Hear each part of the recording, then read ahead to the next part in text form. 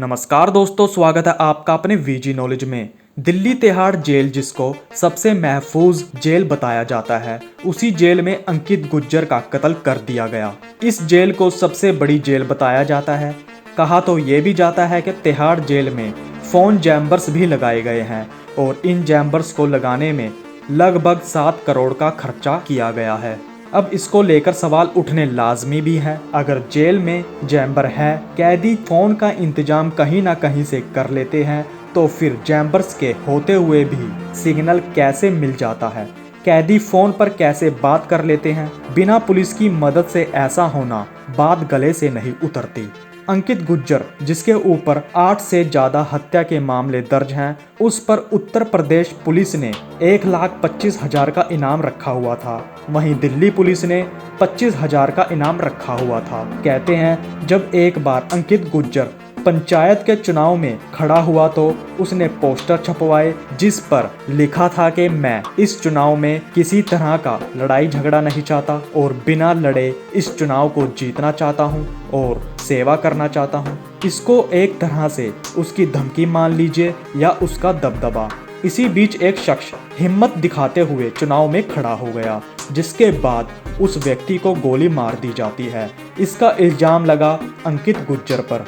उसने और कई वारदातों को अंजाम देना शुरू कर दिया और यहीं से वो गैंगस्टर कहा जाने लगा। 2020 में दिल्ली पुलिस की स्पेशल सेल ने अंकित गुज्जर को गिरफ्तार कर लिया। उसको तिहाड़ की 3 नंबर जेल में बंद कर दिया जाता है। 3 अगस्त 2021 में कैदियों की तलाशी होती है।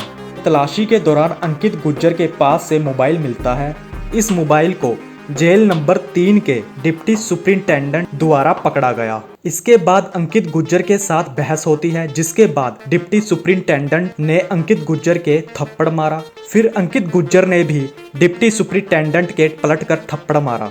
इस पूरे इंसिडेंट को कई कैदियों ने देखा। इसके बाद डिप्टी सुपरिंटेंडेंट वहां से चले जाते हैं। थोड़ी देर बाद लगभग 35 तिहाड़ के स्टाफ वहां पहुंचे और अंकित गुज्जर की बुरी तरह पिटाई की गई। पिटाई के दौरान अंकित गुज्जर बेहोश हो गया था। उसकी गंभीर हालत को देखते हुए भी उसको अस्पताल ले जाया नहीं गया और 4 अगस्त की सुबह को परिवार वालों को बताया गया कि दूसरे कैदियों के साथ लड़ाई झगड़े में उसकी मौत हो गई। अब ये बात सिर्फ पुलिस को पता थी कि अंकित गुज्जर की मौत कैसे हुई, तो परिवार वालों को कैसे पता चला कि उसको पुलिस द्वारा मारा गया है? चलिए आपको बताते हैं।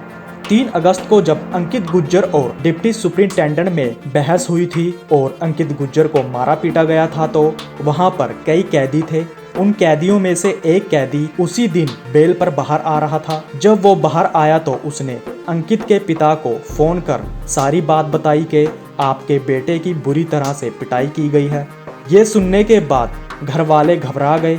4 अगस्त को पुलिस ने परिवार वालों को फोन करके बताया कि अंकित की मौत 2 कैदियों के साथ लड़ाई झगड़े में हो गई। तो पुलिस का झूठ परिवार वालों के सामने आ गया। आपको ये भी बता दें कि बेल पर जो कैदी बाहर आया था, उसने एक वीडियो भी बनाया जिसमें उसने बताया कि वो गवाह है इस बात का कि जेल नंबर 3 में डिप्टी सुपरिंटेंडेंट के साथ अंकित गुज्जर का मोबाइल मिलने पर झगड़ा हुआ, जिसका बदला लेने के लिए 35 स्टाफ के साथ आते ही अंकित गुज्जर को बुरी तरह मारा पीटा जाता है। फोन को जेल के अंदर पहुंचाने, फिर अंदर बैठकर फोन का उपयोग करना कोई ये नई बात नहीं है। जब काला जठेड़ी को पकड़ना था तो पुलिस द्वारा ही लॉरेंस बिश्नोई के पास फोन पहुंचाया गया था। ऐसा होता है तभी तो ऐसा किया गया। अंकित गुज्जर के परिवार की मांग है कि उन पुलिस वालों को सस्पेंड कर उन पर कड़ी से कड़ी कार्रवाई की जाए। तो दोस्तों, इस मामले से जुड़ी हमें कोई खबर मिलती है तो वो हम आपके साथ जरूर साझा करेंगे। अब तक के लिए इतना ही। तो नमस्कार दोस्तों।